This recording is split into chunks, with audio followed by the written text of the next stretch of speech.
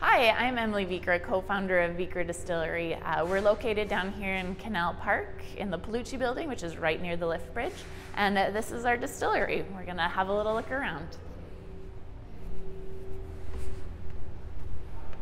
We had this moment where we were like, well, wait a second.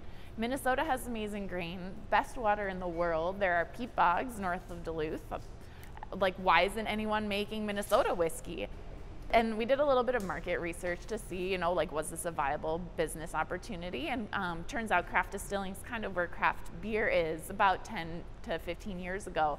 So it's kind of just starting to take off. And we thought, you know what?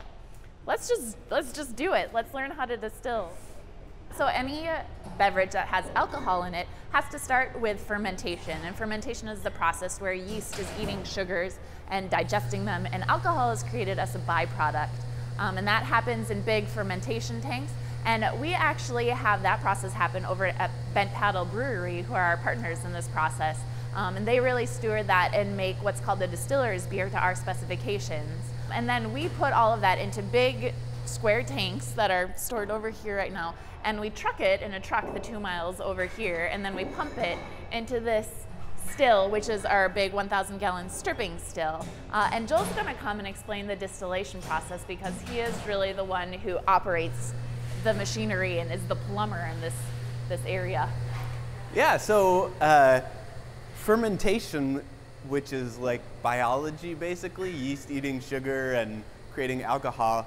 Distillation is more like chemistry. And what we're actually doing is separating the compounds that are in this distiller's beer by their boiling point. So there's a simple way of doing that and there's a complex way of doing that. And the first step is the simple way. So this still is basically just a giant pot with a steam coil at the bottom. And as we heat up that distiller's beer, the alcohol, which has a lower boiling point than the water, starts to vaporize first. And those vapors travel up the still head, across the stainless line arm, and then into the condenser on the left, and we use ice cold Duluth water to condense that back into a liquid. So that's our first step. It goes from about 8 or 9% to about 30% alcohol in that step. So all of our equipment comes from Kentucky. Not surprisingly, that's where the still manufacturers in America are located. So it's all built by a 100-year-old company called Vendome.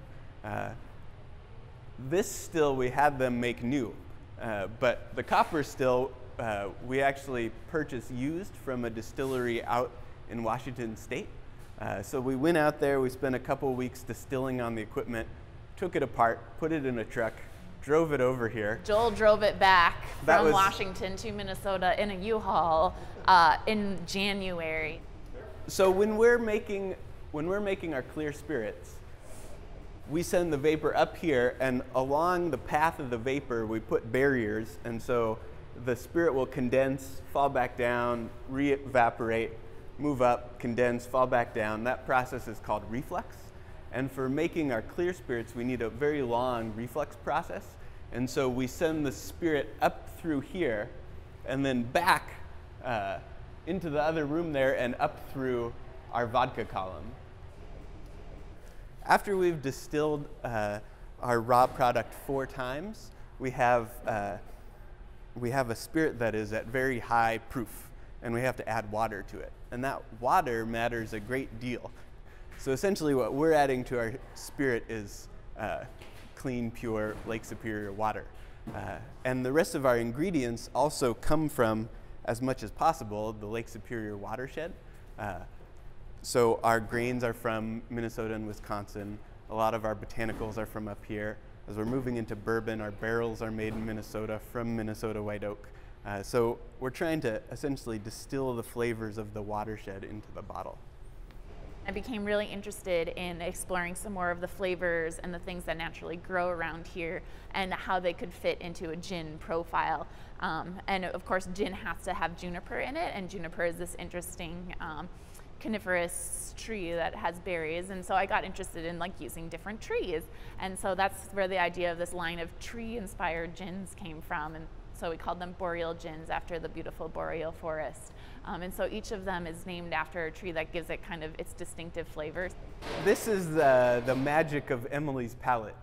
She's an amazing taster, amazing recipe developer, and so she has all of these creative ideas and enough knowledge to be able to translate them into real-life recipes. Our gins contain some foraged ingredients, and one of them, our spruce gin, has foraged spruce tips. And in Duluth, since spring doesn't apparently arrive until June, they've just come out. So we have been out picking ourselves. We put a thing on Facebook asking people to pick some for us, and we've had some nice people bringing in spruce tips. So anyway, Chelsea here is putting the batches we've had come in into freezer bags, and we'll put those in the freezer and then pull them out over the course of the year to go into our batches of spruce gins. So we're starting with these gins and the akavit, and then we're also going to craft 3 whiskeys that are kind of going to be our flagship lineup of spirits. So we're actually going to make a bourbon, a rye, and then a single malt with peat in it, which is what inspired the whole thing. And so those will be coming in years down the road. These, their first life was as a bourbon barrel in Kentucky. These actually come from the Jim Beam factory. So after they empty them, most of them go to Scotland to age Scotch. We siphoned a little bit off for here, and we're going to be aging our peaty single malt in these barrels. But we also have begun collecting other kinds of barrels. We have some cognac barrels from France that we'll be aging akavit in. We have some port barrels that we'll be finishing bourbon in. And then we have from Park Rapids, Minnesota, made from Minnesota white oak, we have some new barrels, and that's what we'll be aging our bourbon and our rye in.